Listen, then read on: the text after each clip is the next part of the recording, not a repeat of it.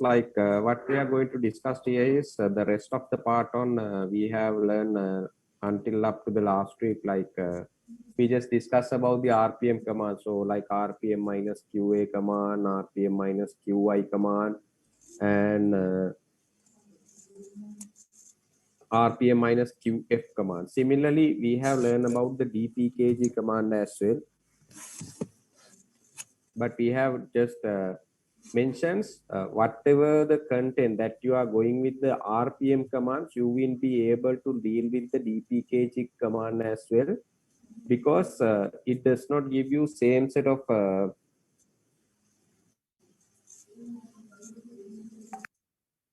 options, which is very much required to get the same output as a like querying will be not possible.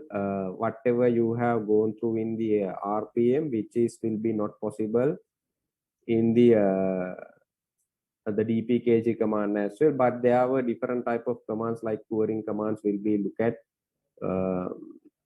Let's say, for example, if you run the DPKG, just the minus L command, and if you run it against the, let's say, bind DNS utils, and if you run the DPKG dash query command with the capital L against the package name, you can see that what are the files, the different type of files which have been like done the changes in here with the DPKG minus capital L command.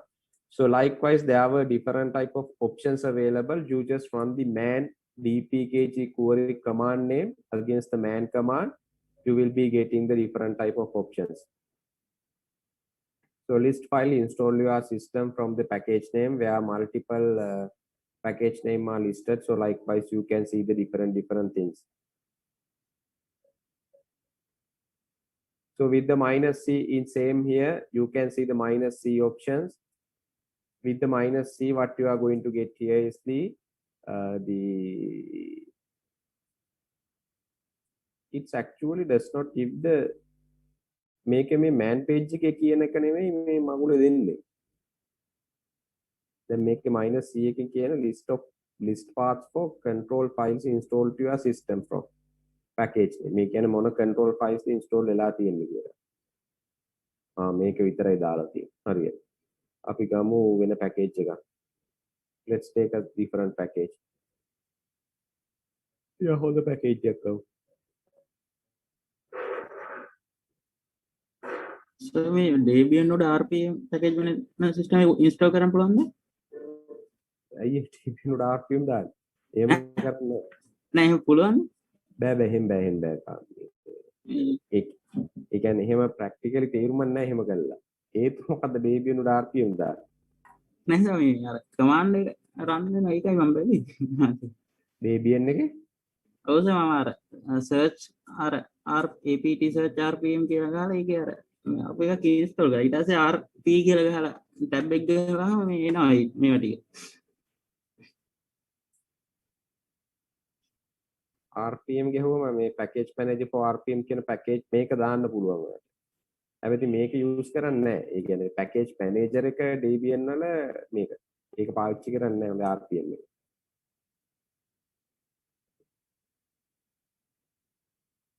දාන්න පුළුවන්. හැබැයි එතනින් වෙන change එකක්, ඒ කියන්නේ ලොකු impact එකක් නැහැ system එකට ඔයාලට.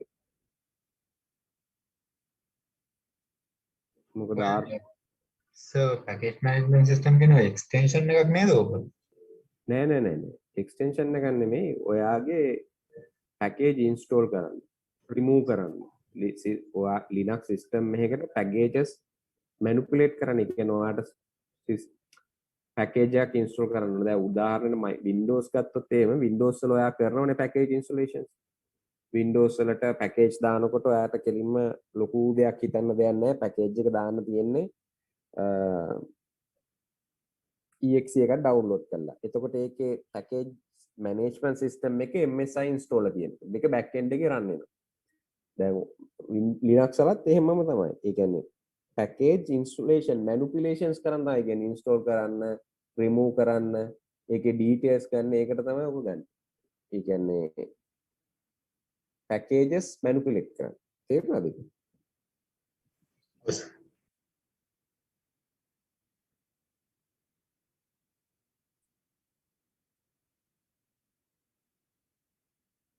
මේක මම එක පැකේජ් එකක් දාලා ඉන්න ඉස්සෙල්ලා. ඒක පැකේජ් එක. I'll explain what is this.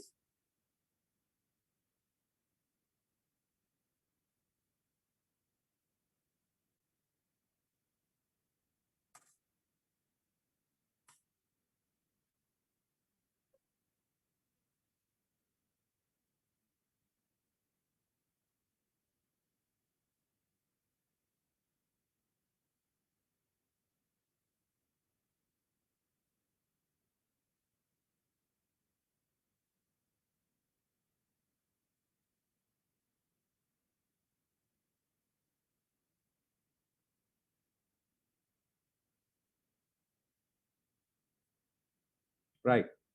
So now if I run the dpkg query minus query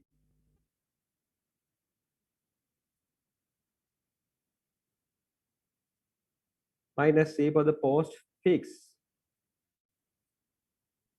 make a pen and configuration files for the so you can see what are the configuration comes with along with the dpkg package. Make a වෙනසක් තියෙනවා ඔයාලා rpm minus qc ගැහුවොත් rpm minus qc ගැහුවොත් ඒක වෙනස් මේක වෙනස් ඈ output වෙනස්. So they will be giving you two different outputs.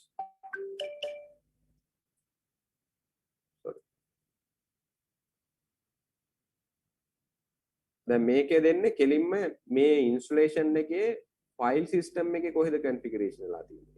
මේකේ දෙන්නේ මේක ඇත්තටම තේරුමක් නැහැ මේ dpkg වලින් එන output එක. මේකේ දෙන්නේ ඌ මොනවද ආපු configuration file මේ තියෙන කොහෙද ඒ config file ටික තියෙන්නේ කියලා. දැන් උදාහරණයට cd walib dpkg එකට ගියොත් එහෙම dpkg package එකට ගියොත් info එකේ postfix.config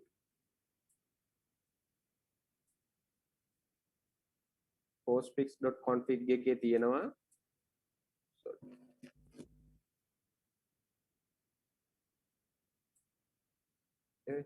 configuration parameter set එකක් විතරයි තියෙන්නේ. මේක ඇත්තටම අපිට බැලුවා කියලා ලොකු වැඩක් එන්නේ නැහැ. මේක තේරුමක් නැහැ ඇත්තටම. dpkg එක තියෙනවා. So but rpm will give you sort of an interesting output. Like let's say for example if you are not know the මේ etc passwd file එක දෙන package එක දන්නේ නැහැ ඔයා. Just keep in mind that you are not crystal clear know what is the package which are provided by this file.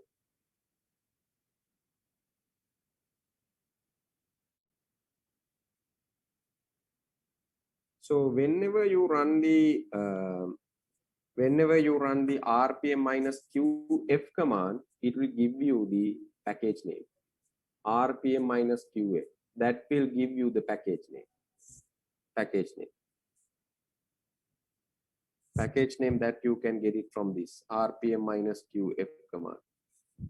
So qf, if you are not sure what is the file, like say for example මෙන්න මේක ඔයාලා දැන් අපි දන්නවනේ etc sysconfig network dash scripts ifcfg eth let's say eth0. We don't know what is the package is given by, but since this is they are not going to give because it's not a configuration file. This is the configuration file which is created by us, not owned by any package කියලා කියන්නේ. හේතුව මේ file අපි හදන හින්දා. දැන් අපි nmc කියලා කමාන්ඩ් වලින් ඉන්නේ හදන්නේ. ඒකෙන්ද මේ ඕන් කරන්නේ නැහැ. නමුත් මේවා etc passwd etc shadow මේවා හදන්නේ මොනවද? මේවා සිස්ටම් එකෙන් හැදෙන ඒවා. එතකොට එයා දන්නවා when you run this command again you can see that is given by the setup.2.12.6.el8.noarc. So you can see that will be given by the different providers there. So that is how you are going to deal with this rpm minus q command, qf command, but whereas you don't get that same facility with the dpkg command as well. So you will be not able to get it, but anyway there are different type of other options also. which is you can use it, but it's not very much conclusive package operations tools that they are giving with the DPKG. But here it gives you more important concepts, more important parameters when it comes to this RPM command. Right. Let's say whenever you want to install the package, into the Linux system, the first thing is you need to go to the, let me show you that one.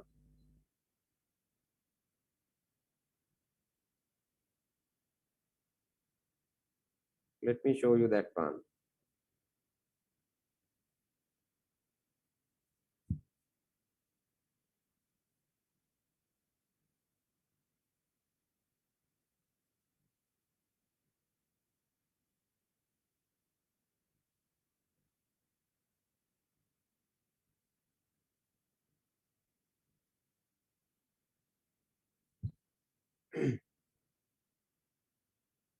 So let's say I just want to download the Postfix.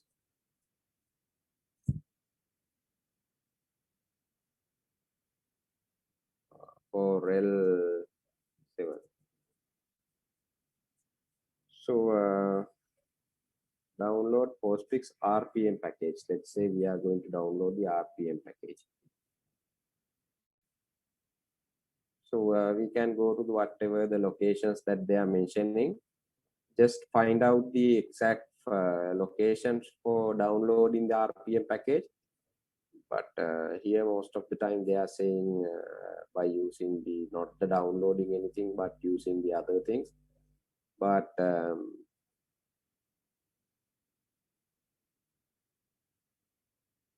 let's try to download it.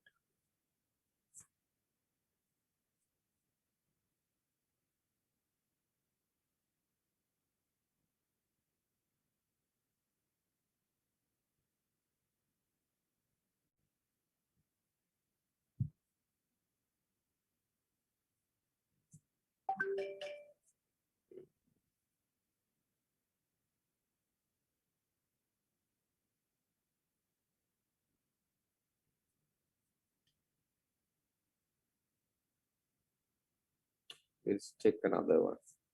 Right. So just you go to the necessary locations, but ensure that you are getting from the exact correct locations and get the EPEL7 කියලා තියෙන මේ තියෙන මෙන්න මෙතනින් RPM package location එක click කරලා copy link location කරන්න. මේව තමයි අපි download කරන්නේ. So just click on the RPM part, whatever the package location, don't click on that will be going to download it. Click on that copy link location. So EPL7. Now what you need to do is you have to go into the terminal again. This is where you are going to learn another command again. In order to download the packages or whatever the documents through the command line, you have the command line command called wget. Just paste the URL, whatever the copy link location, or copy link කරපු URL එක මෙතන paste කරන්න. And just run against the wget command. So once you run against the wget command, it says wget command is not found. The very first thing is you don't want to worry about this command because I'm going to show you. You need to first install the wget.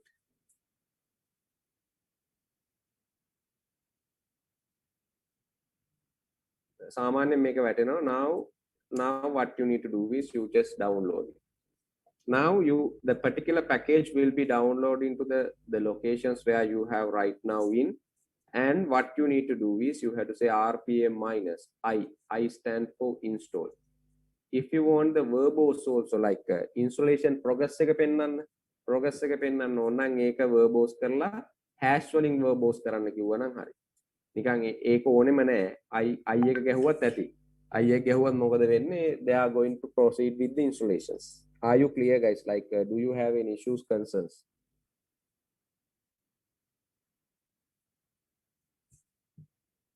Guys? Clear, sir. Okay. ඔව් කරලා බලන්න වැඩි දින ඔයගොල්ලෝ කරන්නේ නැති එක තමයි ප්‍රශ්නේ තියෙන්නේ. මේක අනිවාර්යයෙන් එක්සෑම් එකට එනවා. Okay. ප්‍රැක්ටිස් කරන්න නැතුව හිටියොත් එහෙම ඔයාලා ලියන්න බෑ එක්සෑම් වලට. අනිවාර්යෙන් ෆේල් ඈ. මේක ඔන්ලයින් එක්සෑම් එකක් ඉඳ ඔයගොල්ලන් ලියන්න දෙන එක ස්ට්‍රික්ට්ලි බලනවා. හරියට ආයි තක්කෙට උත්තර ඕනේ නැත්නම් බිඳුවයි ලකුණයි. ෆේල් වෙන chance එක වැඩි ඔයගොල්ලෝ බැජ් එකේ එහෙමනොත් ඈ. හරියට තක්කෙටම බලන්න. ඒ හින්දා if you do have any questions just ask. online තියෙනවා. සර් ඔක මේ අතන ගත්ත මේ කමාන්ඩ් එක මේ ටර්මිනල් එකේ පේස්ට් කරේ කොහොමද? ඒක නිකන් මේ right click කරලා paste කරන්නත් පුළුවන්. එහෙම නැත්නම් control shift V එකක් ගන්න. නැත්නම් නිකන් right click කරත් paste වෙනවා. මේ මගේ terminal එක වෙනස් විදියට වැඩ කරන්නේ. නිකන් right click කරත් paste වෙනවා ඔයාලගේ. මේක paste කරා මේ පේන උදාට ගහලා තියෙනවා control shift V කියලා. නැත්නම් නිකන් එකපාරක් click කරන්නකො right click එක එතකොට paste වෙනවා. අර එහෙන් link copy කරපු link එක. Clear guys?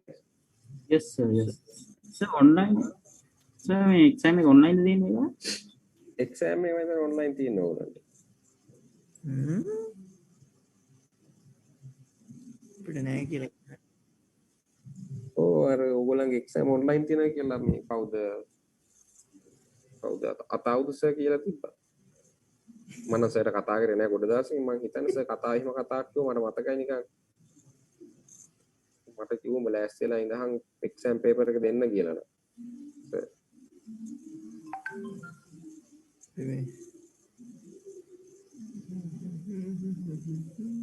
okay sir okay Okay. උතේද මේ hash එක දාලා hash එකකින් මේ අර hashtag hash symbol එකෙන් process එක පෙන්වනවා කියන එකද මේ h එකෙන් කරන්නේ? ඔව් H එකෙන් කරන hash symbol එකෙන් progress එක පෙන්වනවා installation progress එක. ඔයාලට තේරෙයි දැන් මේක මම enter කරපු ගමන් වෙන්නේ මොකක්ද කියලා.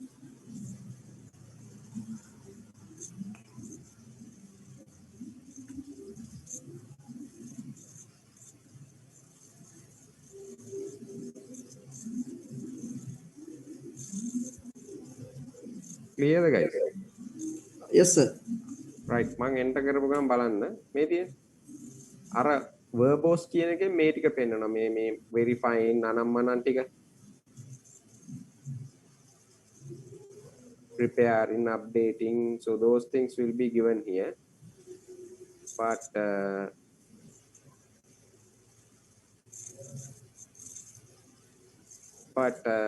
the hashing function එක කියන්නේ මෙන්න මේ ටික මේ තියෙන hash කර progress එක පේනවා installation progress එක නැත්තම් i ගැහුවොත් එහෙම මොකුත් පෙන්වන්නේ නැහැ install වුණාට පස්සේ terminal එකේ ඊළඟට jump වෙන එච්චරයි දැන් මේක ගැහුවට පස්සේ මේක ආයේ වෙන මොකුත් පෙන්වන්නේ නැහැ -i විතරක් ගැහුවොත් ඔය ටික විතරයි පෙන්වන්නේ මෙන්න මේක පෙන්වනවා මේක එනවා දැන් already install හින්දා නැත්තම් ඒ පෙන්වන්නෙම නැහැ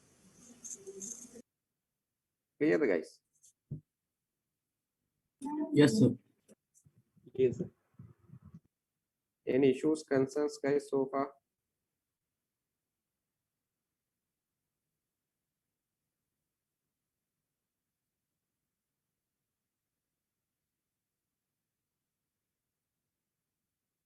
any issues guys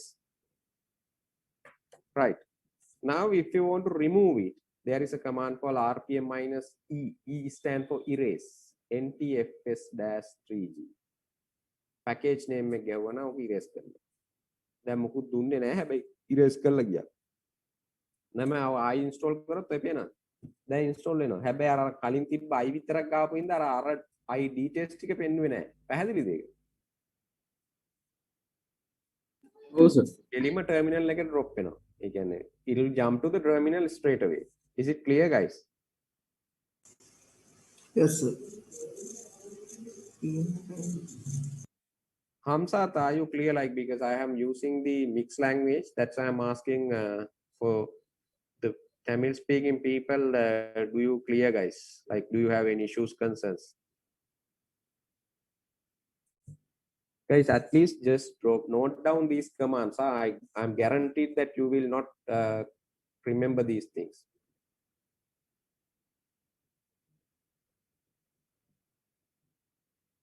Can quite ensure that one.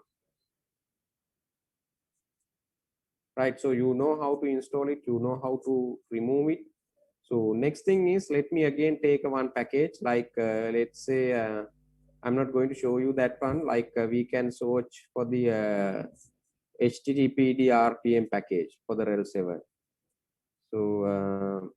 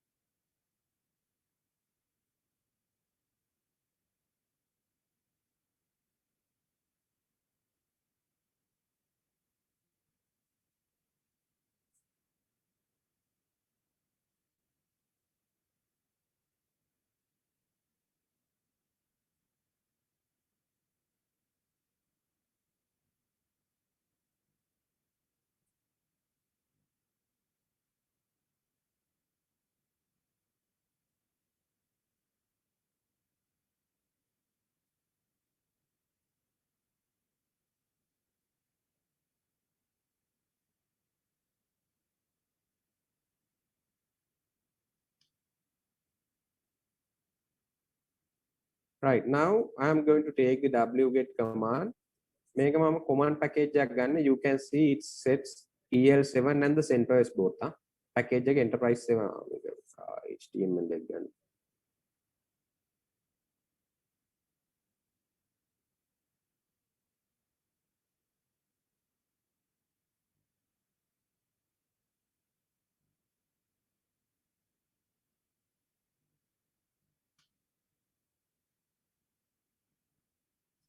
මේක දැක්ක ගමන් තේරෙනවා ඔයා ගානට දාන්න යන්නේ හරියකද වැරදියකද කියලා. මොකද අන්තිමට HTML ඉවර වෙනවා. මේක ඉවර වෙන්න ඕනේ අන්තිම පැකේජ් එක RPM.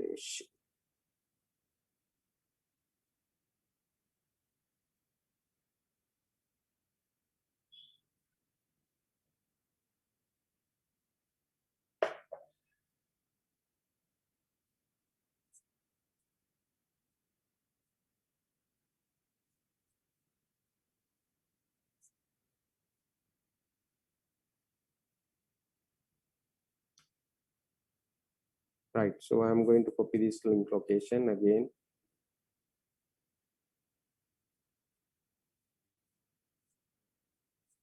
Right.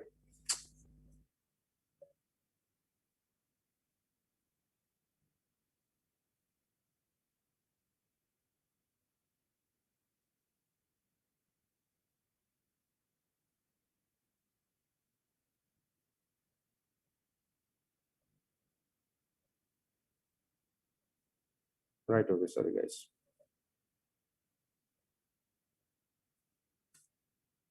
So now I'm going to download it. Let's see what is going. Now it's completed downloading. Now if I try to install this one, RPM minus IVH HTTPD package, see what will happen.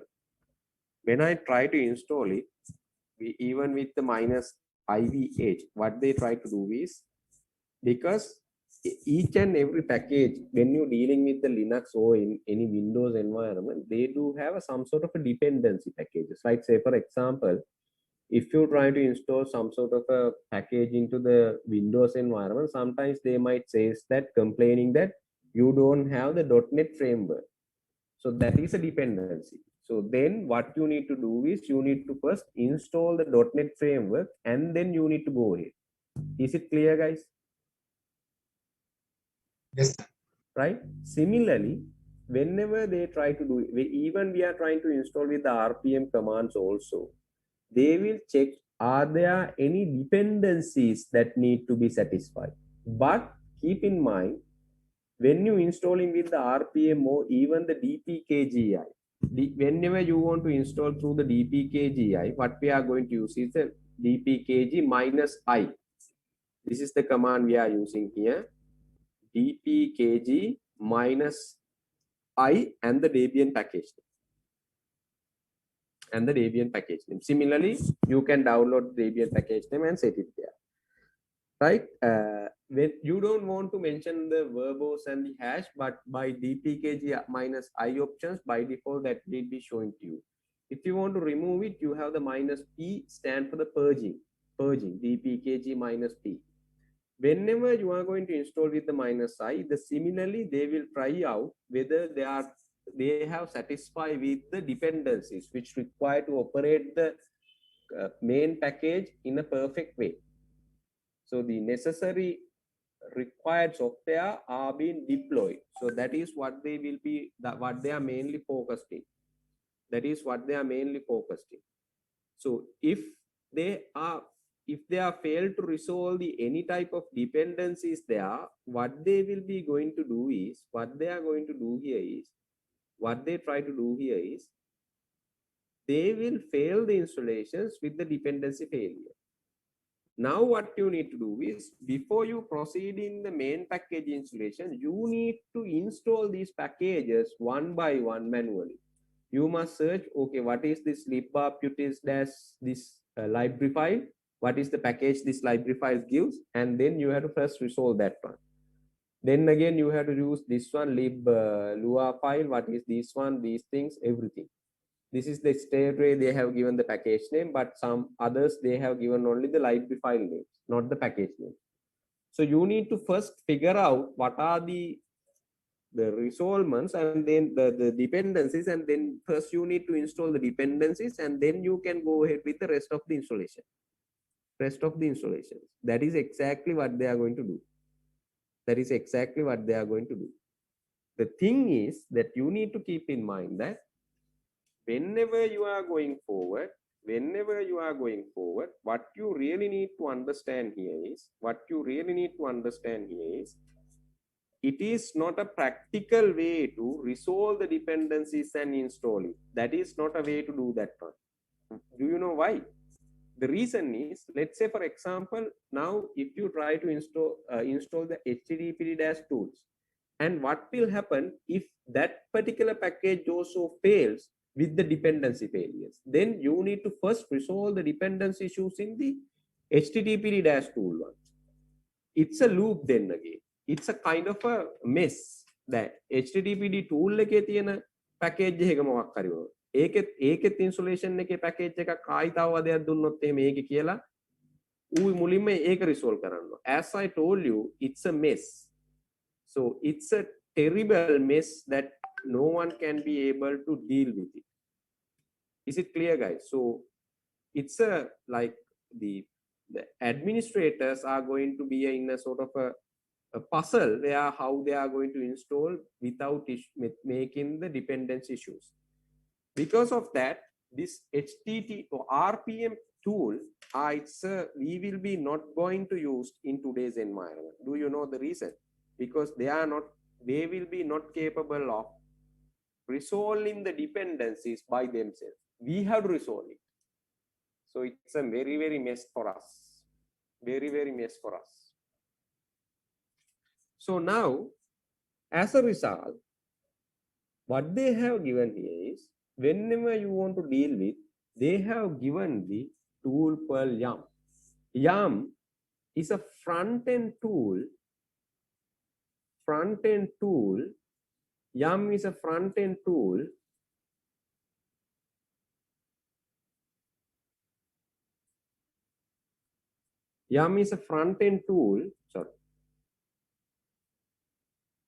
which in the back, actually they are running the RPM commands, but the benefit here is they will resolve the dependencies. Are you clear, guys? That's why rather than using the RPM commands, that's why we are just using the YUM command. YUM is the command which actually it's a very advanced tool, but in the back end they are using the RPM commands. ඔයා package install කරද්දී YUM එක දැම්මට back end එකේ වැඩ කරන්නේ RPM command set එක. Are you clear, guys? Do you have any issues, concerns? Guys? Sir, ඒ කියන්නේ දැන් ඔය දැන් දාන්න හදපු package එක මේ දාන්න බෑනේ ඔය dependencies. දැන් මේ පැකේජ් එක දාන්න බෑ dependency fail වෙනවා. ඊට පස්සේ අපි මුලින්ම කරන්න ඕනේ මේ පැකේජ් ටික දාන්න ඉන්න එපා dependencies ටික.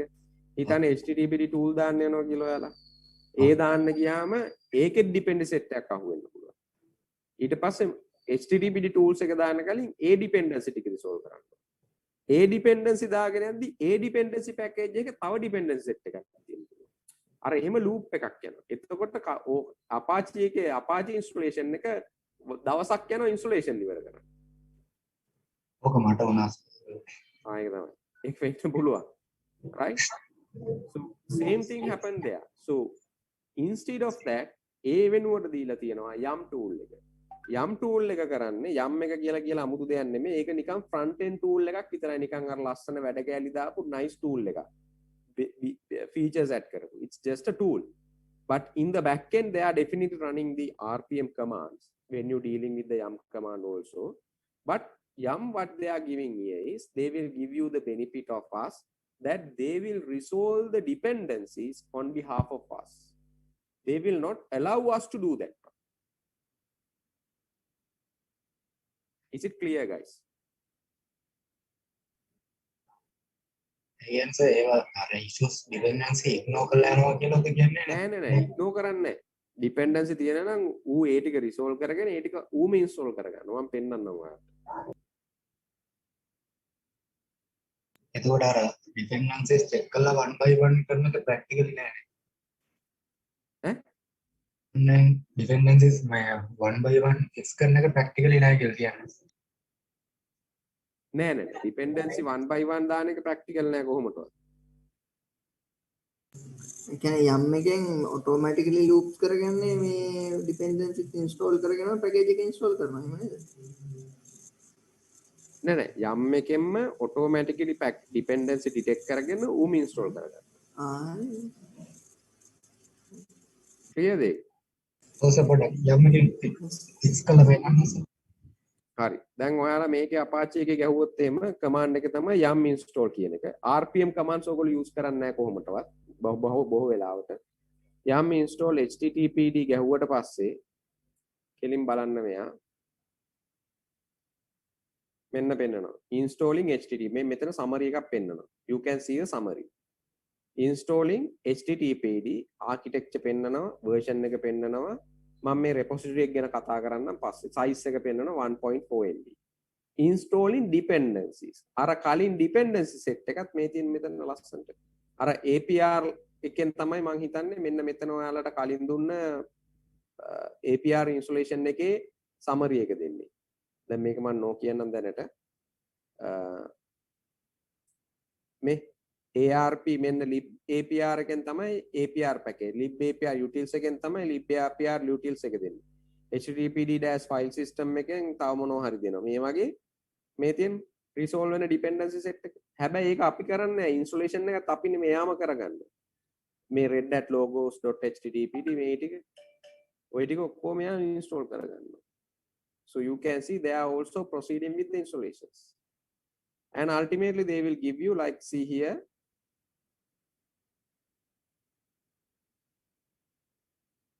you can see that they will be giving you transaction summary, 10 packages they are going to use, but we said only one package, but now they are saying 10 packages. Total download size is 2.0 MB, install size is 5.4 MB. RPM package එකම ගත්තම internet එකෙන් download කරන හින්දා archive method එකේ තමයි තියෙන්නේ. 2 megabyte දැම්මට installation එක 5.4 megabyte එනවා.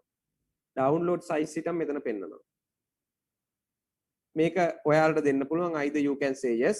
If you say yes, that will be proceed with the installation. If you say no, that will be abort in the installations. So now I'm going to say yes. So you can see now it has been done the installation. Done the installation. So you can see that one. So they have proceeded. Same thing apply into the Debian as well. When you want to deal with the Debian, same thing. dpkg command also failed to resolve the dependencies. It's the same process. It's the same thing. Because of that, they have introduced the apt interface similar to the YAML in the Debian environment. We are dealing with the apt interface, aptitude command, aptitude. apt. If you want to install it, you can say apt get install, let's say Postfix, or let's say Apache. I guess it's Apache too. So it's just give you like this. It's not a summary like previously. It's give you like this. Apache 2 dash, these are the following additional packages will be installed. They don't say that those are the dependencies, but it says Apache 2 dash bin, Apache 2 dash data, Apache 2 dash utils, libapan, libap APR utils, lib APR, whatever the so many packages. These are actually dependencies. So you can either proceed or you can abort it. Similar thing. apt dash get installed. This is how you are going to play with this yum and the apt commands. Yum and the apt commands. Are you clear, guys? Like this is what you really want to know. Now, if you want to remove it, you have the once you want to install like without looking at the, like say for example, if you want to pass the yes command, yes also you can say yum minus y install. So then what they are going to do is they are going to, without asking it, they will proceed it. So අහන තැනට එන්නේ නැහැ, yes the no the කියන එකට එන්නේ නැහැ, මොකද අපි minus y කියලා pass කළාම යවන්නේ yum minus y. If you want to look at the summary of the installations, just don't put the y, just proceed with the yum command. But right now they are not going to say anything because it's already done. It says dependency also resolved. Dependency also resolved. Are you clear, guys? Yes, sir. Yes, sir. Do you have any Yes, sir. concerns?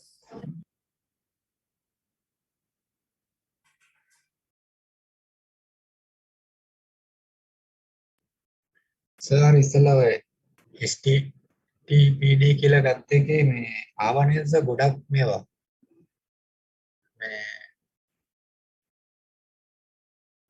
මොනවද ආවේ?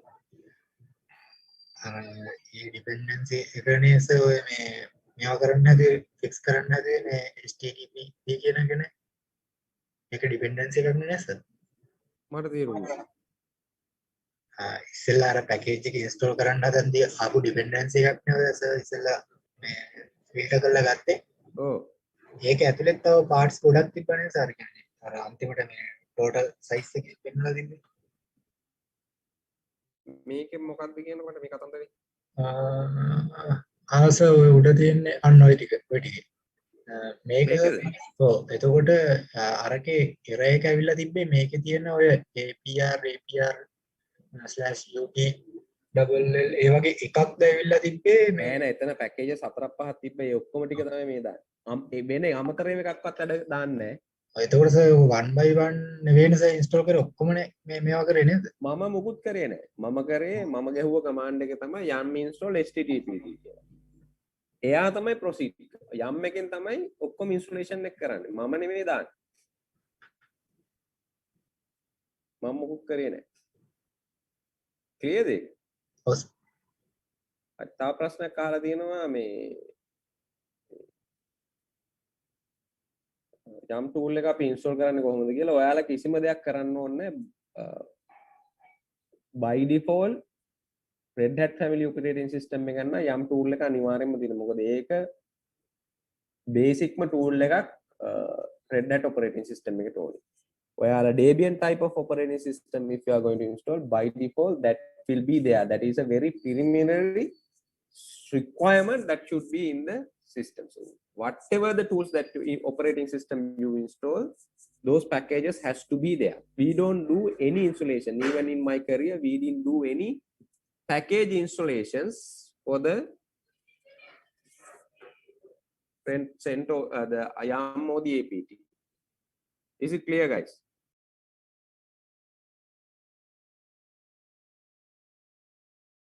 Yes, sir. Yes.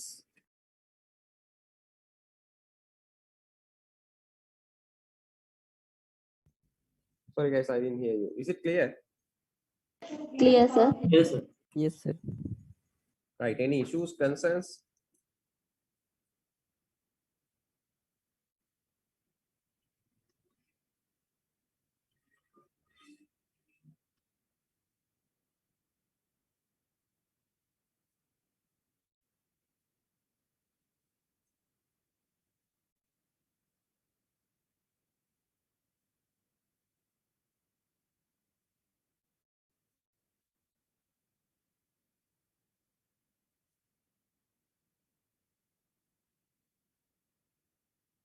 Anything else, guys?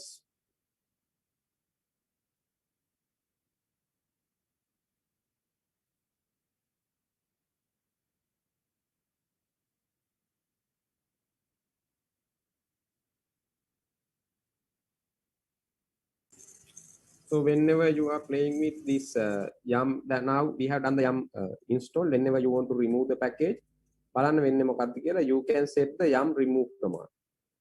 Yum remove HTTPD. Now once you set the yum remove, see here the interesting thing here is they will be not removing only the package but also the dependencies.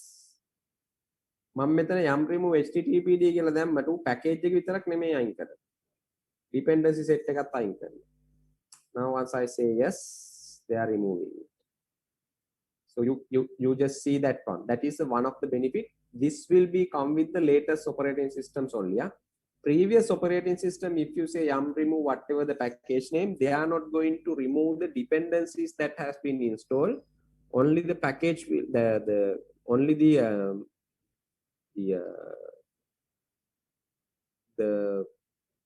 mentioned package will be removed there.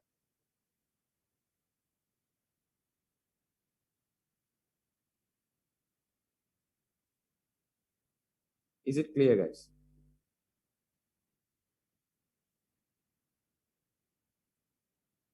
නෑ යම් command එක වැඩ කරනවා.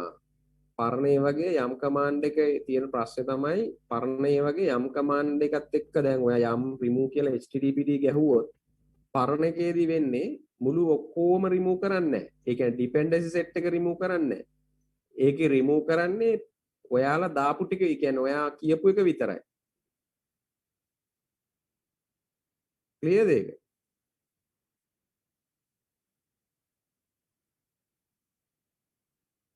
දැන් මේව අලුත් ඒ වගේ ඔක්කොම ටික remove කරනවා. ඒ කියන්නේ dependency එක්කම remove වෙනවා. එතකොට සර් එහෙම ඔක්කොම remove වුණාම අපි වෙන මොකක් හරි පැකේජ් එකකට ඕන වෙලා තියෙනවා කියන්නකො ඒ ඩිපෙන්ඩන්සි එකක්. එතකොට ප්‍රශ්නයක් වෙනවද සර් ඒ පැකේජ් එක? නෑ එහෙම අයින් කරන්නේ නෑ. දැන් ඔයා දැන් මෙහෙමනේ. දැන් ඔයා Apache එක දාද්දි හිතන්න Apache එකත් එක්ක මේ mail cap package එක වැටුන්නේ නෑ කියලා. mail cap එක කලින් දැමිලා තියෙනවා. එතකොට ඔයා yum remove httpd ගැහුවොත් එහෙම remove mail cap එක අයින් වෙන්නේ නෑ. ඒ package එක install වෙද්දි වැටිච්ච dependency set එක විතරයි අයින් වෙන්නේ. clear දෙක? ඔව් සර්. එතකොට නෑ මම කිව්වේ දැන් මොකක් හරි packages දෙකකට එකම dependencies ඕන වෙන වෙලාවල් තියෙනවා සර්. එහෙම තියෙනවනේ. ඔව් අනිවාර්යෙන් තියෙනවා. දැන් උදාහරණයට ඔය මේ mail cap එක ගොඩක් අය use කරන එක. හැම tool එකක්ම සමහර වෙලාවට. දැන් මේක නම් මොකුත් නැති හින්දා mail cap එක use කරන්නේ නැහැ වෙන කවුරු.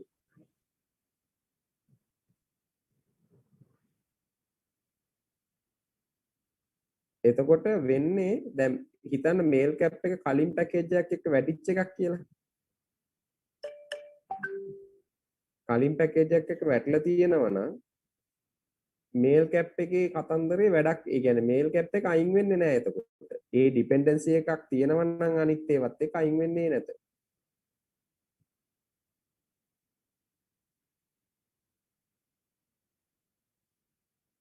clear guys? Yes.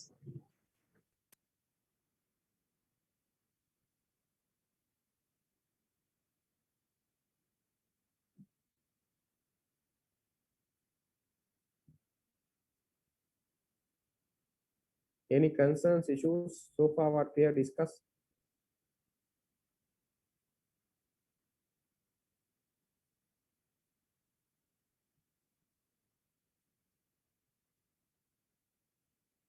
සර් මම ඒකම මේ Windows වල මේ නිකන් explain එකක් කියන්න සර්. දැන් Microsoft ලගේමනේ මේ Visual Studio එකයි Microsoft Office එකයි. ඔව්. එතකොට දැන් Visual Studio වගේ install කරද්දී අර Visual C++ වගේ අර distributor මේවා install වෙනවා නේද? දැන් මේ dependencies වගේ එතකොට මේ ඔෆිස් එකටත් ඒ වගේ ඔෆිස් එක ඉන්ස්ටෝල් කරත් ඒවා ආයෙ සමහර වෙලාවට Windows වල රීඉන්ස්ටෝල් වෙන වෙලාවල් තියෙනවා. එතකොට ඔෆිස් පැකේජ් එක රිමූව් කරොත් එහෙම අර Visual Studio එක වැඩ කරන්නේ නැහැ වගේ මේ සීන් එකක් වෙන්නේ නැහැ නේද? නෑ එහෙම වෙන්නේ නැහැ. එහෙම වෙන්නේ නැහැ. මොකද මේ ඩිපෙන්ඩන්සි එක තව කවුරු හරි යූස් කරනවා නම් එයාලා රිමූව් කරන්නේ නැහැ. දැන් ඔයාලට ඒක වෙන කවුරු හරි යූස් කරනවා නම් ඒ ඩිපෙන්ඩන්සි එක ඒ කවුරුත් ගන්න නැහැ එහෙම උනොත්.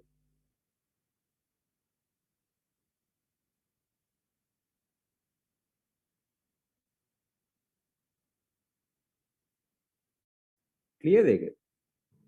Yes.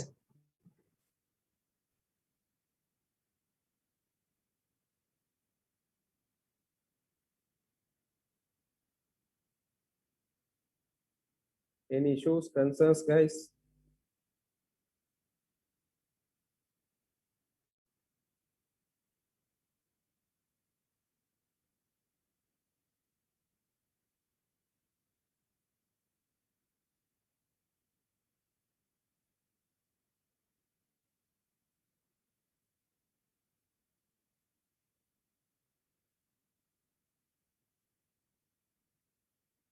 සර් එතකොට හැම වෙලේම යම් එකෙන් ඉන්ස්ටෝල් කරනම් හරිනේ සර්. ඔය යම් එකකින් ඉන්ස්ටෝල් කොහොමත් අපි යම් එකකින් තමයි ඉන්ස්ටෝලේෂන් එක ගන්නේ. කියන අපි ඇත්තටම වෙනස් RPM යූස් කරන්නේ නැහැ. දැන් Debian packages යනවා නම් apt එකෙන්ම තමයි යන්නේ. දැන් උදාහරණයකට මේකේ I'll show you that one apt-get install Apache 2. දැන් මේක yes කරාම ඔය ඉන්ස්ටෝලේෂන් එක වෙනවා.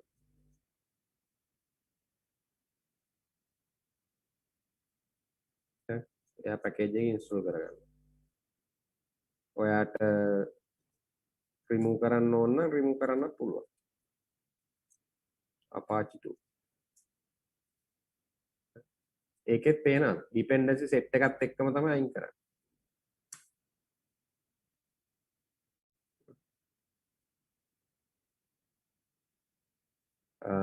පැකේජ් එක නමක් මතක නැත්තම් දැන් හිතන්න මම අර ඉස්සෙල්ලා සර්ච් කරන්නේ RPM කියලා සර්ච් කරේ.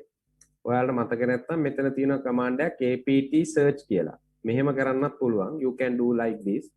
You can do apt search command also. Search, or there is another command apt cache. Apt cache search. So what you do is just save RPM. So they are going to go through the searching. Similarly, you have the yum command also. You can run the yum search command. Yum search command.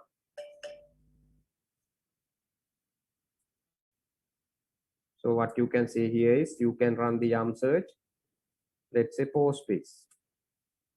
So they will be giving you postfix details. See here, you can run it. Yum search command. So that is possible. Like you can search it. Like apt will give you two commands. One is the apt search. The other one is apt cache search RPM. So that likewise there are different type of command options available. Like you can go through it. If you want to run the package update here, what you need to do is you can say apt-get upgrade. So that what they are going to do is you can see there is a package update or update one systems. Similarly, you have the yum also. You can run the yum upgrade. So what they are going to do is they are going to upgrade the this particular operating system. So that is how they are going to do it. You can see different side of upgrade will be available there. So now you can see that is they are proceeding with upgrade. So this is how you play with this apt command. This is how you play with this apt command and the yum command. So yum commands also, they will give you some sort of additional options which I'll show you. Let's say for example, if you don't know, like there is like a command called fdisk, but we don't know what is the exact package which have been installed that particular command. So like in that scenario, you have the command option called yum what provides. Let me show you once it is completed the package upgrade. So this is one of the important command whenever we require to do the upgrade on the operating system, right? Run patch updates on the systems. You can run upgrade command, upgrade yum, upgrade apt upgrade.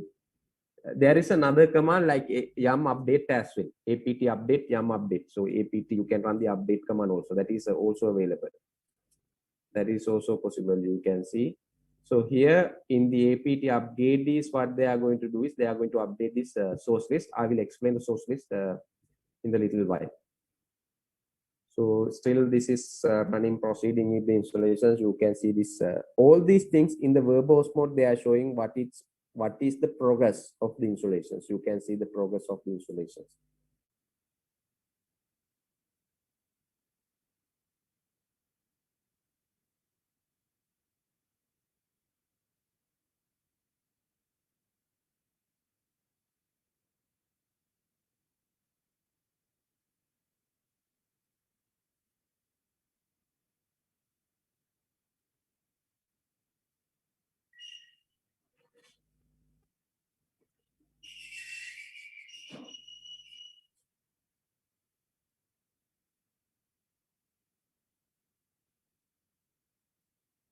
Still they're running the update here.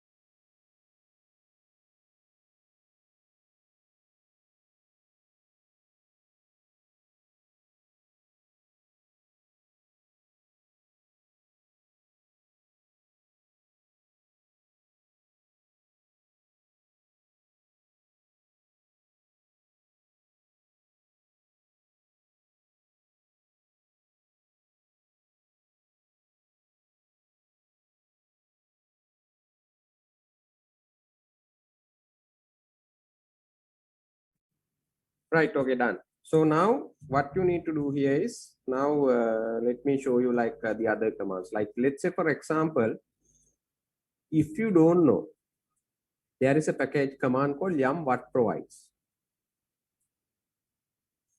Yum what provides in the sense what they are going to do is, let's say there is a command called make a tool එකක් තියෙන fdisk කියලා.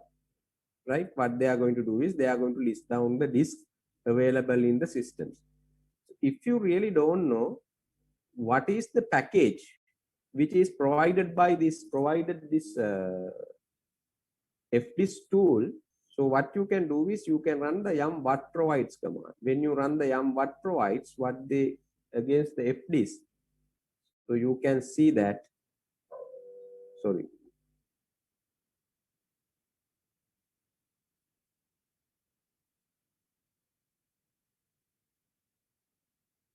which provides and what provides. You can see the command which provides one where yum what provides fdisk. You can see this package, this particular command are being given by this particular package. So you can see the package name. Sorry, utils-linux. Utils-linux. Are you clear, guys?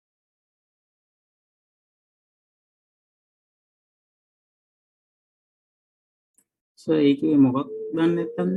ඒ කියන්නේ දැන් මේ command එක තියෙනවා, fdisk command එක තියෙනවා. අපි දන්නේ නැහැ මේ command එක දුන්නේ මොන package එකෙන්ද. සමහරලාට එහෙම වෙලාවල් වෙලා තියෙනවා live එකේදී වැඩ කරද්දී ඔයා command name එක දන්නවා. මොකද ඔයා යම් search කරොත් එහෙම fdisk කියලා කවදාත් ඕක එන්නේ නැහැ. ඔය fdisk කිව්වට ඔය tool එක නෙමෙයි එන්නේ. ඒතර අපි දන්නේ නැහැ fdisk කියන tool එකෙන් මොකක්ද දෙන්නේ කියලා. දැන් ඔයාලා යම් search එකක් දුන්නොත් එහෙම NMCLI එකට network manager package එකක් ගැන කියන එකක් නැහැ ඔය. NMCLI නැහැ කියලා කියන්නේ. ඔයාට එතකොට අපි දන්නේ නැහැ NMCLI command එක දෙන්නේ මොන package එකෙන්ද කියලා. ඒ package එක හොයා. මොකද package name එකට නෙමෙයි සමහර වෙලාවට command name එක තියෙන්නේ. තේරුණාද ඒක? එතකොට මේ වෙලාවට අපි කෙලින්ම යම් what provides NMCLI මොකද අපි command එක දන්නවා package එක දන්නේ නැහැ install කරන්න. දැන් දෙනවා මොකෙන් දෙන්නේ කියලා. දැන් එතකොට මේ package එක තමයි install කරන්න. Clear guys? මේ practically අපි කරන දේවල්. yes. Practical cases මේ right?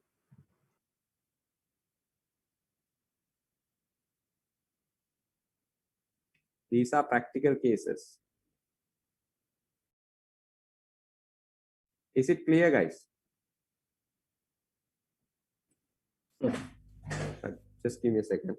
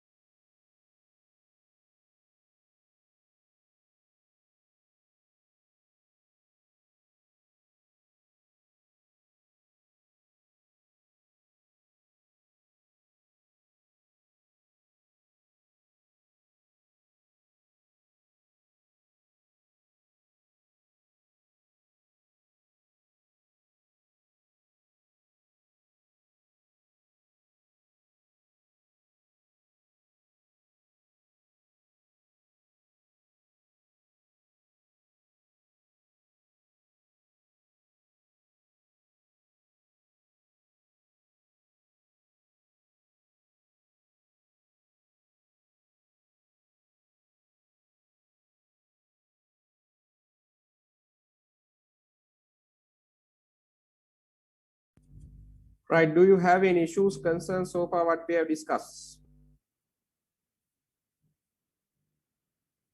The last command on the yum, again that we are going to learn here, yum will maintaining the history. There is a yum history command.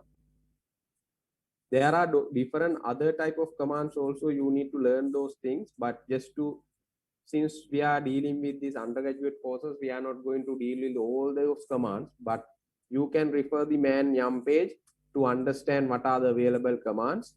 You can use those things. Like if you want to downgrade the packet, you can use the yum downgrade.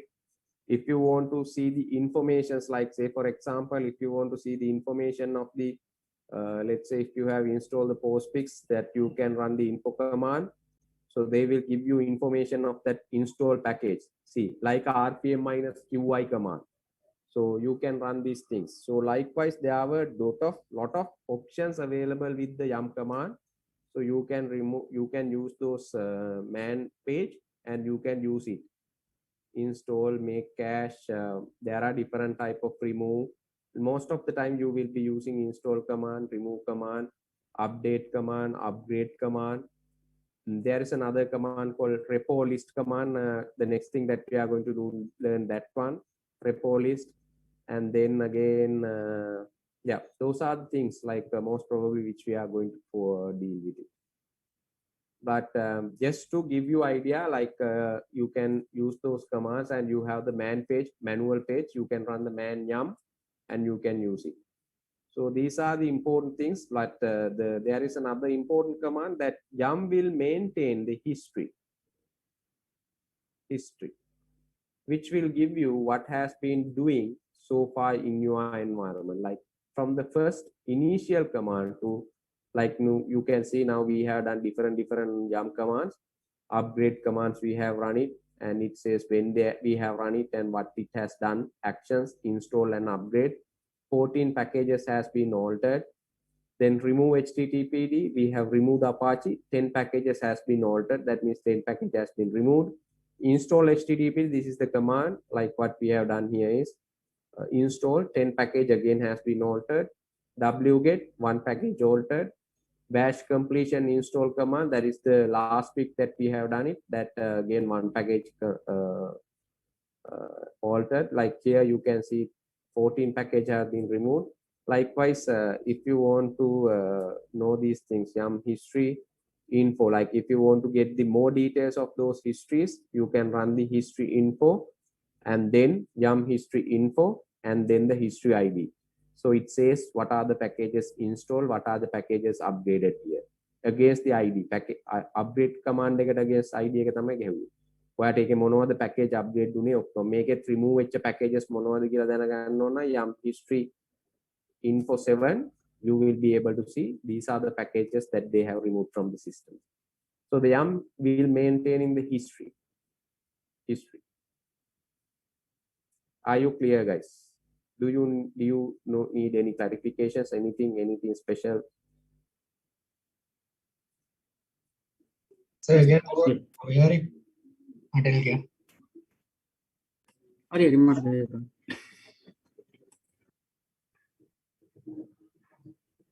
So again, ඕක කොහේ හරි මේ කියන්නේ log එකක් වගේ save වෙනවද? මේක logs එකකුත් save වෙනවා. ඊට අමතරව මෙයා history එකක්, ඒ කියන්නේ ඔයාලගේ කරන ඒවා history විදිහට කරපු දේවල් maintain කරන. log එක මේක වෙනම තියෙනවා. මම ඔයාලට පෙන්නන්නම්. varlog කියන folder එකට if you go into the varlog folder, there is a separate log called dnf log. හරි. මේක ඔයාලා බැලුවොත් එහෙම රැස් එකකින් දැන් ඔයාලා දන්නවා මේක බලන විදිය dnf log එක බැලුවොත් if you see that one, everything here මේ තියෙන ඔය තියෙන ඔක්කොම ඔයා කමාන්ඩ්ස් වල කරපු දේවල් ඔය සේරම ටික මෙතන තියෙනවා. Everything is info included in here will be there. මේ මං yum එකේ run කරපු එක yum history info 8, yum history info 7 මේ ඒවා හිටන් තියෙනවා. So everything will be there. Everything will be there. Is it clear, guys? So අපි ඉස්සෙල්ලා යම් history එකෙන් බලපු එක මේ clear නෑ වෙන්නේ නැහැ නේද? මේ restart කරලා shutdown කරලා මට තේරුන්නේ නැහැ කියප එක. අපි ඉස්සෙල්ලා යම් අර history එකක් බැලුවේ මේ history එකද? ඔව් history. ඕ ඒක මේ restart කරලා shutdown කරාට ඒක මෙයා වෙන්නේ නැහැ නේ. ඒක දෙන්නේ අර නෑ. ඒව මුකුත් වෙන දැන් ඔයා දැන් මම මේක reboot කරත් history එක එහෙමම තියෙනවා. ඒවා ඒ විදිහටම තියෙනවා. දැන් මම ඔය shutdown reboot නේ කරන්නේ. බලන්නකෝ අප්පුණා. There won't be any changes. That is guaranteed.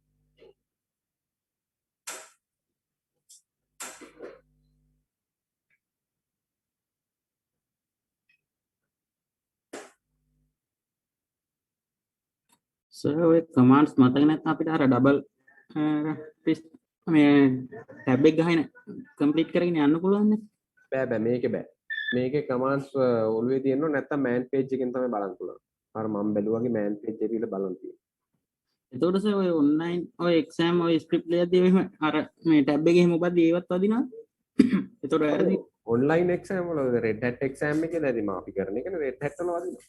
Red hat එකේ කමාන්ඩ් මෙහෙමයි. රෙඩ් හැට් වල දැන් අපි කරද්දී අනිවාර්යයෙන්ම රෙඩ් හැට් ගොඩ දාන්න මෑන් පේජ් රිෆර් කරන්න ඕනේ. ගොඩක් කමාන්ඩ්ස් මතක තියාගෙන ගහන්න බෑ. RX CSA එක්සෑම් එක කරන්න පුළුවන් CE වලින් උඩ මෑන් පේජස් තමයි තනි කරන්නේ. ක්ලියර් ඒක? yes sir. ඒ කියන්නේ සර් මේ දැන් ඔය ඔන්ලයින් මේ දැන් ස්ක්‍රිප්ට් එක බලන්න ලකුණු දෙනාගේ එතකොට සර් ඔය අපි දැන් ඔය මෑන් පේජ් බලලා ඒ බැලුවා කියලා ඒවත් වදිනවද? නැත්නම් අර අන්තිමේටම මේ ඒව ප්‍රශ්න නෑ. ඔයා මොන එක බැලුවත් ඒක ඒගොල්ලන්ට අදාළ නෑ. ඔයා එක්සිකියුට් කරලා තියෙන කමාන්ඩ් එකේදී අවුට්පුට් එක ඇවිල්ලා තියෙන රෙඩ් හැට් වල එහෙමයි. Linux Foundation exams වල වෙනස්.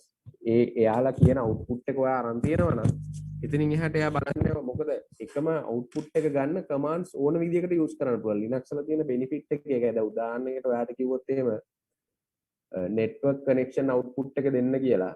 ඒකට යූස් කරන්න පුළුවන් netstat command එකයි.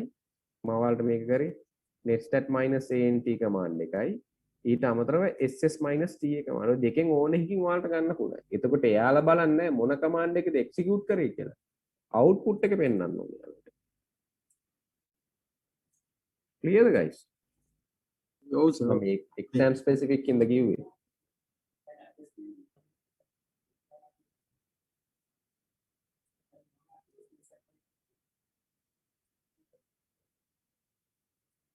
කොහොමත් ඔයාලට ගොඩක් කරන්න කියන්නේ එක්සෑම් ඒ වගේ එක්සෑම් කරනවා නම් ඔයගොල්ලෝ ප්‍රැක්ටිස් කරලා යන්න ඕනේ නැත්නම් අමාරුයි. රෙඩ් හැට් එකේ එක්සෑම් කරනවා නම්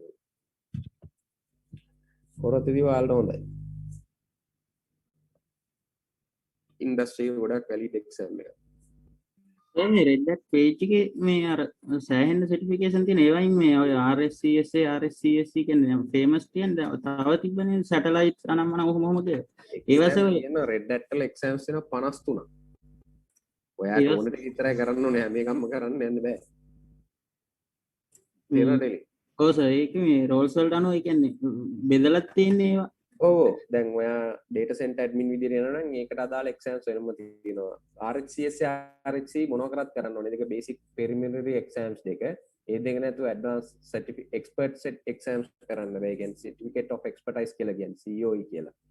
COE exam කරන්න RxCSA එකයි RxC එකයි අනිවාර්යෙන් කරලා තියෙන්න ඕනේ. ඒ දෙක කරලා තියෙනවා නම් ඔයාලට එතනින් උඩට exams කරන් යන්න පුළුවන්. architect level වෙනකම්. එතන RHCSA CE Red Hat Certified System Administrator Red Hat Certified Engineer ඔය දෙක ඇරෙන්න ආකිටෙක්ට් වෙන තව එක්සෑම් 5ක් කරන්න ඕනේ. ඒක කරා ගමන් Red Hat Certified Architect වෙනවා. ඒ ඔක්කොම expert exams තියෙනවා. ඊට පස්සේ ඒකේ ඉස්සරහට ඔයාලා කරන් යතර එක්සෑම් 7යිනේ. 7න් එහාට කරන ඒවා ඔක්කොම ආකිටෙක්ට් level 1 level 2 level 3 එහෙම කීකේ තමයි යන්නේ ආකිටෙක්ට් වල. එතකොට ඔයාලට ආකිටෙක්ට් එක්සෑම්ස් ලංකාවේ නෑ level 1 to level 1 වත් කරපු උන්නේ ආකිටෙක්ට් නා. පිටරට ඉන්දියාව වල නම් ඉන්නවා level 13 විතර ගිය පියුණුත් ඉන්නවා. පාරක් මටත් උගන්වන්න ආව එක්කෙනෙක් මට උගන්වන්න කියම මම ඇත්තට මෙහි ඉන්දියාව වල ට්‍රේනින් වෙච්ච කෙනෙක්. India level 13 architect. ඒ කියන්නේ එයා එක්සෑම් කරලා තියෙනවා එක්සෑම් 20ක් කරලා තියෙනවා Red Hat එකේ. 53ක් තියෙන ඒක ආකිටෙක්ට් එක එක level තියෙනවා. Red Hat ආකිටෙක්ට් දෙනවා DevOps පැත්තට. ආකිටෙක්ට් දෙනවා data center පැත්තට. ආකිටෙක්ට් දෙනවා application development පැත්තට. කොහොම ආකිටෙක්ට් level ඊට පස්සේ cloud පැත්තට. ආකිටෙක්ට් හම් වෙනවා cloud වලට. ඒවට අදාළ එක එක exams තියෙනවා. ඔයාගේ ඔයා කරන job role එක අනුව අදාළ exams කරන එක තමයි වටින්නේ. දැන් උදාහරණයක් මගේ exam profile එකේ තියෙන්නේ මම කරලා තියෙනවා CSSC දෙකම කරලා තියෙනවා. ඒක latest වල Red Hat 8 එකට එනකම්ම කරලා තියෙනවා. මගේ කරලා තියෙනවා 6 එක තියෙනවා version Red Hat exams version 6 එකෙන් කරලා තියෙනවා 7 එකෙන් කරලා තියෙනවා 8 එකෙන් කරලා තියෙනවා RHCSA CE දෙකම. එතන ඇත්තටම exams 6ක්ද කොහෙද කරලා තියෙනවා. ඊට ඒ 6 ඇත්තටම count වෙන්නේ exams දෙකක් විතරයි. ඒක version upgrade නේ කරලා තියෙන්නේ. ඊට පස්සේ Ansible එක කරා trouble shooting කරා මට security ඕන හින්දා මම hardening exam එක කරා ඊළඟට දැන් මෙහෙට අනිත් කරන්න යනවා open shift එක උන්ගේ docker environment එක container පැත්ත. රෝ වගේ අර අපි කරන workflow පැත්තත් එක්ක බලලා තමයි කරන්නේ. මට ඕන හින්දා මම මේ ටික කරන්නේ. ඒකයි මට අනිත් එක්සෑම් කරන්න පුළුවන්. ඉතින් කරලා වැඩක් නැහැ ඒක. ඒ කියන්නේ මගේ පාත් එකට අදාළත් වෙන්නේ නැහැ ඒක කරා කියලා. නැත්නම් මට performance tuning එක කරන්න පුළුවන්. ඔහොම තියෙනවා exams එන set එකක් තියෙනවා. ඊට පස්සේ open stack exams තියෙනවා. self storage පැත්තට තියෙනවා. ගොඩක් දේවල් තියෙනවා ඉතින්. exams 53ක් තියෙනවා red hat එකේ. පාන දැන් නම් 53ට වැඩි මේ දැන් ගිය අවුරුද්දේ තමයි 53 දැන් කීයද කියලා දන්නේ නැහැ. එන්නම exam set එකක් තියෙනවා ඒක. හැබැයි ඉතින් ඒව කරා කියන්නේ ඉතින් මාර වැලිඩ් ඉතින් red hat exams කරා කියන්නේ. ආකිටෙක්ට් වෙන්න ළඟට ලෙවල් එකට ගියා කියන ආකිටෙක්ට් වුණා කියන්නේ ඉතින් ආයි රස්සා කොහෙන් ගියත් තියෙනවා. හැබැයි ආකිටෙක්ට් වෙන්න බෑ ඕගොල්ලෝ පටන් ගනිද්දිම ඒ කියන්නේ අවුරුදු 3-4ක් ඔයාලා ඉන්ඩස්ට්‍රි එකේ ඉඳලා එහෙම තමයි ආකිටෙක්ට් වෙන්න පුළුවන් වෙන්නේ. මොකද එක්ස්පීරියන්ස් එකත් එක්ක තමයි එක්සෑම් කරන්න පුළුවන්. නැත්නම් අමාරුයි කරන්න. මොනවගේ දේවල් ඒක වෙන්නේ ඒ කියන්නේ ජොබ් එකේ ඒ කියන්නේ ඒ ආකිටෙක්ට් වගේ ජොබ් වල මේ මොනවද වෙන්නේ කරන්නේ සාමාන්‍යයෙන් එක්සෑම් වල නෑ නෑ එහෙනම් ඒකේ වල මොනවගේ දේවල්ද වෙන්නේ සාමාන්‍යයෙන් ජොබ් එකේද? ඔව් ඒ ජොබ් වල ඉතින් ඔයා ආකිටෙක්ට් වුණා කියන්නේ කෙලින්ම ඔයා ආකිටෙක්ට් වැඩ කරන්නේ. ඒ කියන්නේ ඩිසයින්. ඒ කියන්නේ ඔයා තමයි කෙලින්ම දෙන්නේ මෙන්න මෙහෙම තමයි ඔයාලා ඉන්ෆ්‍රාස්ට්‍රක්චර් එක ඩිසයින් කරන්න ඕනේ. මෙන්න මේ කොම්පොනන්ට්ස් දාන්න ඕනේ. මේව තමයි දාන්නේ. ඩිසයිනින් පැත්ත සහ ඉම්ප්ලිමන්ටේෂන් උත් ඔයාලට ජොයින් වෙන්න පුළුවන් ඉතින් කැමති. සමහර අය ඉන්නවා ආකිටෙක්ට් කරලා වෙනම පාත් වල යන අයත් ඉන්නවා. ඒක තේරුමක් නැහැ එතකොට. ආකිටෙක්ට් කෙනෙක් වුණොත් අරක තමයි කරන්න ඕනේ. ඩිසයින් කරලා මෙන්න මේක වෙන්න ඕනේ. මේ විදිහට තමයි ඩිසයින් කරන්න ඕනේ. මේ විදිහට තමයි කරන්න තියෙන්නේ කියලා ප්ලෑන් එක ගහලා කරගෙන යනවා. ක්ලියර්ද ඒක? yes sir yes sir මම දැක්ක මේ ඒ red hat ඉතින් official website එකේ දාලා දෙන යාලගේ training date තියෙන දවස් 5යි ඔය ඒ ඇවිල්ලා ඒ red hat ඉන්දියාව වලින් ගන්න training. red hat ඉන්දියාව වලින් training කවුද ගන්න? පට්ට ගන්න මේවයි. එහෙම නෑ ඒ කියන්නේ මෙහෙමයි. RHCS exam එක මයින් ක්ලාස් ආවොත් නම් අනිවාර්යෙන්ම ඒගොල්ලොන් කියන්නේ සති 10න් කරන්න කියලා. ෆුල් ඩේ 10ක් කරන්න. ෆුල් ඩේ 10න් මම කරන්නේ නැහැ කොහොමදත්. මොකද එක්ස්ට්‍රා ගොඩක් දේවල් අපි කරනවා. සති 12ක් 13ක් වගේ යනවා ෆුල් ඩේ කරොත්. හාෆ් ඩේ ගියොත් එහෙම ඒක ඩබල් වෙලා යනවා. RHC exam එක මගේ යන්නේ මම කරොත් අනිවාර්යෙන්ම සති 4ක් කරනවා ෆුල් ඩේස්. 4 මැක්සිමම් 5ක් යනවා. නැත්නම් 4න් තමයි සමහර වුණා 4ට කරනවා. දැන් RHCS සමහර ක්ලාස් කරනවා සතිය 8න් ඉවර කරන උන්ට සල්ලි ඕනේ. අපි නැත්නම් සතියක් මම නම් ජීවිතේට කරන්නේ සතිය 8ට.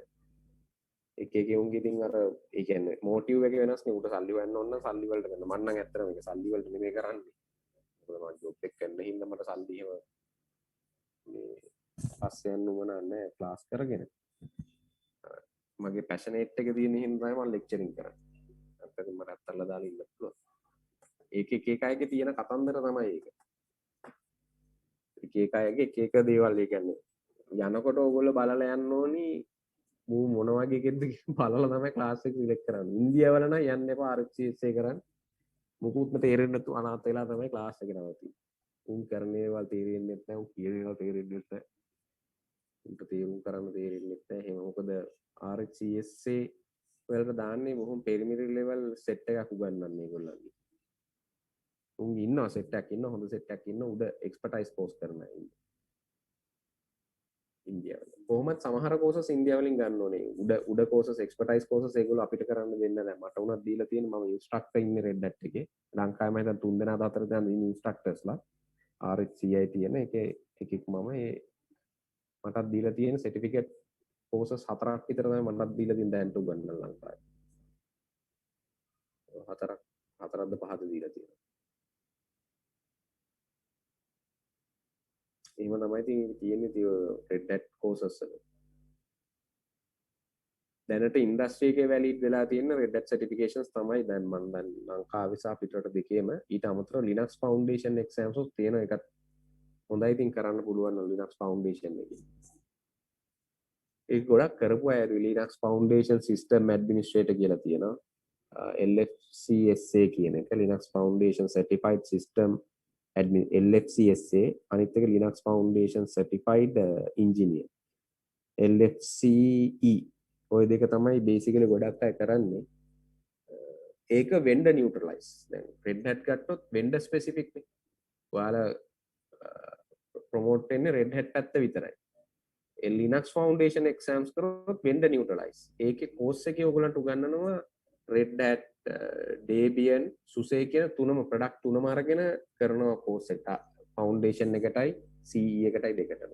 ඒක vendor neutralize certification එක. Clear ඒක? Yes sir, yes. Right, so another interesting thing, like whenever you are going to download, just back to the chapter again, whenever you try to download, let's say for example, when you run the yum install command, postfix, it's try to going through the installation. So here we don't know where they are taking, because let's say for example, if you want to install the packages to the Windows system, you need to go to the necessary location and download the exe and double click on it. But when you're running with the yum install or apt commands, we are not defining where you want to take it. It automatically take it, like see here, that is called the repositories. They are dealing this yum and the Debian, like apt, they have to deal with the repositories. So we are having predefined repositories in the systems. When you install the Linux system, it can be the Debian or it can be the Linux, the Red Hat operating system. Both will be having by default repositories. Oh, in the Debian world, in Red Hat world, we call this as a repositories or repos. In the Debian world, we call it as a source list. Same name, same concept, but two different naming only. Sources. Right? So the repos. This, let's say, let me show you one interesting thing.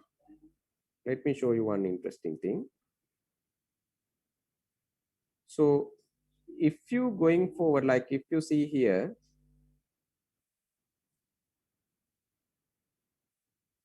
yum repository for CentOS 7, when you looked it at, so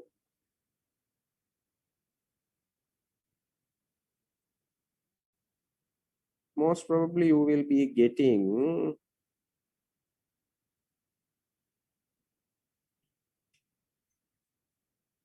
not here.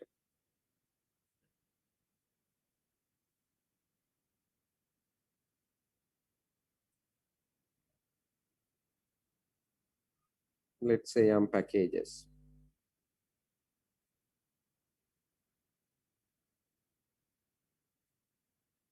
Right, මේතින් මේකට ඔයා click කරලා ගියාට පස්සේ this is a kind of a repo. repo එකක් කියන්නේ මුකුත් නැහැ, ඔක්කොම පැකේජ් ටික එක තැනකට දාලා හදලා තියෙනවා. දැන් මේක repo එකක්. මේක තියෙනවා CentOS එකට ඕන ඔක්කොම පැකේජස් ටික. අනිවා ඔක්කොම කියන්නේ හැමදේම නැති වෙයි. පැකේජස් සාමාන්‍යයෙන් අඩුම ගානේ 1000 පන්නලා තියෙයි මෙතන. මෙතන තියෙන වෙන සෙට් එකක් පැකේජස් නේ.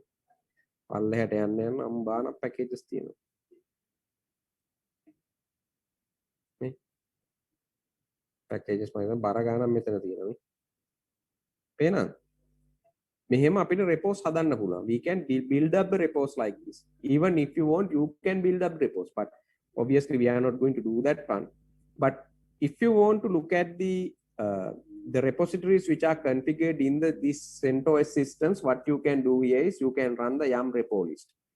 When you run the yum repo list, you will be seeing with the different name, you are going to see there were about 1, 2, 3 repos. You can see there were 3 repos there. 3 repos included in here. 3 repo list. So yum repo list command. Yum repo list.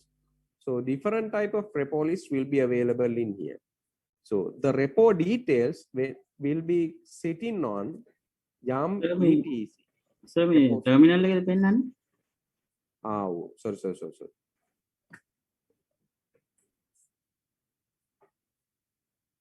දැන් මේකේ යම් repo list කියන එක ගැහුවට පස්සේ ඔයාලට පේන්නේ මේ ටික. පේනවද මේ ටික?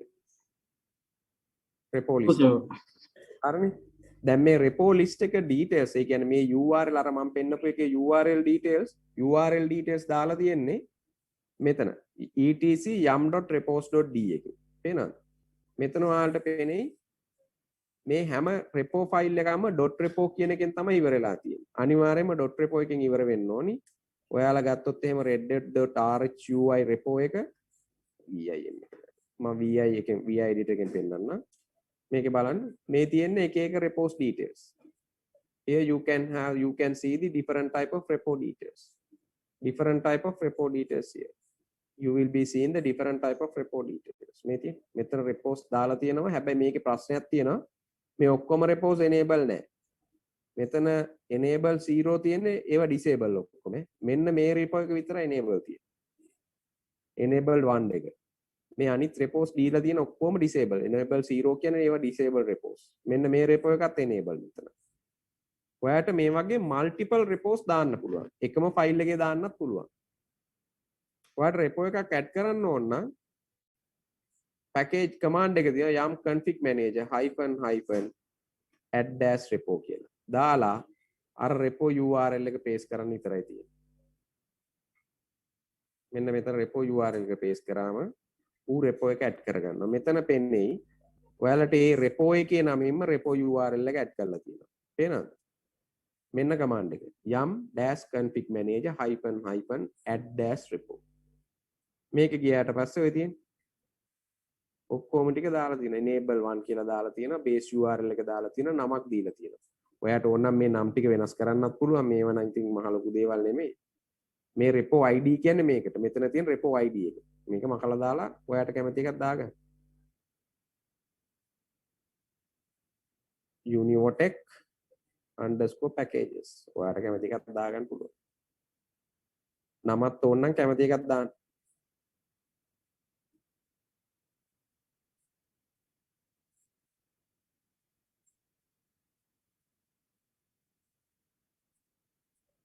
demo repo. දැන් මේක කරොත් එහෙම මේක ගහලා ඉවරලා අලුතෙන් දාලා yum repo list command එක ගහුවම අර ටික අප්ඩේට් කරගන්න මේ තේනවද? uniotech packages repo name එක demo repo කියලා වැටලා තියෙනවා. similarly debian එකෙත් තියෙනවා source list කතාවක්. ඒකෙත් ඒ විදියමයි. ඒකේ කෙලින්ම තියෙන source list කියලා. etc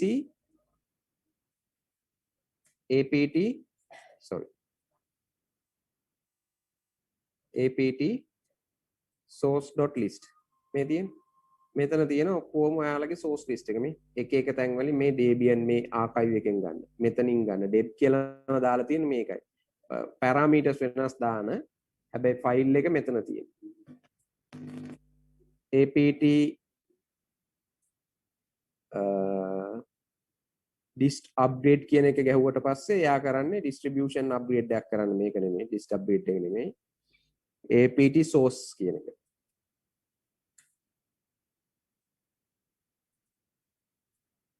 apt source list කියලා ගැහුවා නම්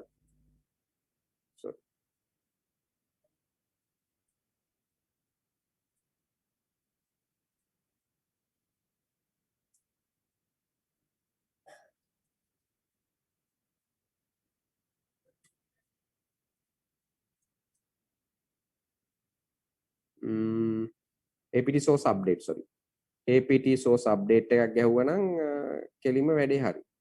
එතකොට වෙන්නේ source update එක ගැහුව ගමන් අර changes වෙලා තියෙනවා. done. මේ apt package list update done. You must put some dbca source URIs in source list. දැන් මේකේ අපි මුකුත් දාපු නැති හින්දා තමයි මේ රේක දෙන්නේ. මේ රේක දෙන්නේ මුකුත් දාපු නැති හින්දා. source list කියන command එකක් ගන්නවා. source list එකක් ගන්නවා. මොකක් හරි update එකක් දුන්නොත් එහෙම මේක ගන්නවා. මෙතන මේ deb src URIs in source list එකට දාන්න ඕන කියන්නේ මේක අපි මුකුත් update එකක් දීපු නැති හින්දා. නැත්තම් මෙතන තමයි තියෙන්නේ apt එකේ source list එක. ඔයාලට ඕන තරම් මෙතෙන්ට ගෙනලා දාන්න පුළුවන්. මම මෙතන source list එකකුත් enable කරන්නම්. දැන් ආයි මේකේ source update එකක් දුන්නට පස්සේ ලස්සනට 50ක් වගේ source update වෙනවා. source list එකක් ගැහුවට පස්සෙත් ඒක පෙන්නනවා.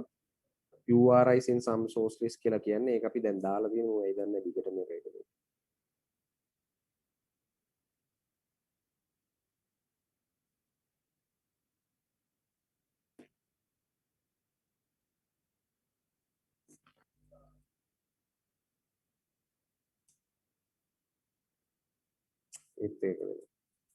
කොහමද source list කියන command එකෙන් බලන්න පුළුවන්. මෙතන යම් repo list කියන command එක. command දෙකක් එනකට එකම දේ තමයි.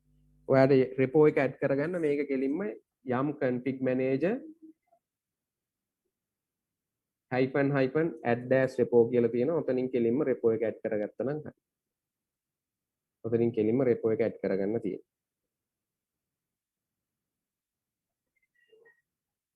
Is it clear, guys? Guys, yes sir. Yes, sir. do you have any issues, concerns so far what we have discussed? මේක පැහැදිලි නේද මේ repos list කොහොමද add කරන්නේ ඔක්කොම තියෙන ඒ දේවල්. දැන් මේකට වැදගත්ම එකක් තමයි මේකේ අපි repo එකක් ගහනවා මේ මෙතන තියෙනවා EPEL repo කියලා.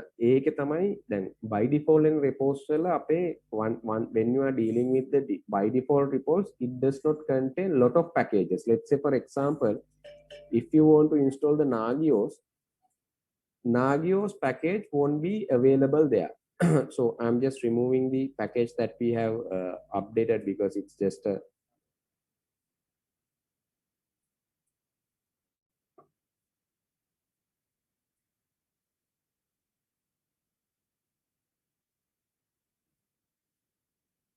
So let me show you that one. When I install the yum install Nagios, when I try to install it, it says Nagios package was not there.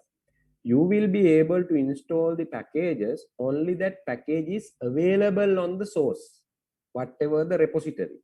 If the package is not available on the repository, you can't install anything. Are you clear, guys? ඒ කියන්නේ package එක repo එකේ නැත්නම් දැන් මේ Nagios කියන package එක by default දෙන Red Hat repositories, CentOS repositories වල නැහැ. මේ package එක හැබැයි මේ Nagios කියන්නේ tool එකක් ඔය device monitoring වලට use කරනවා. This is a tool which we are using for the device monitoring.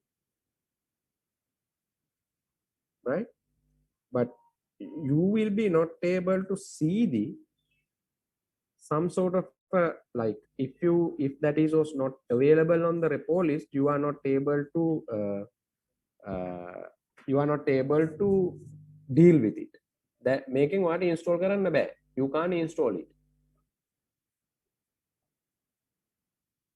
Is it clear, guys? Yes sir.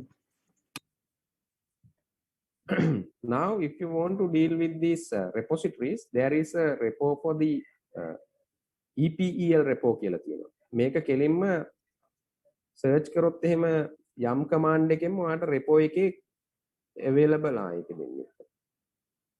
EPEL කියන repo එක. What you can do here is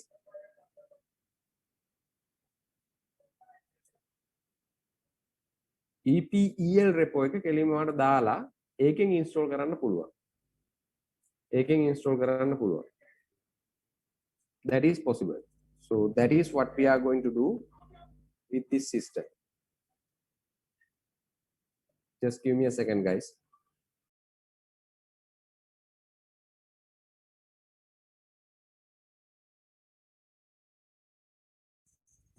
Right, okay, guys. So sorry. So this is how you are going to play with this yum repository. So this is, keep in mind that always this yum repositories will be going to deal with in here. Is it clear, guys? Yes sir. Any issues, concerns so far what we have discussed?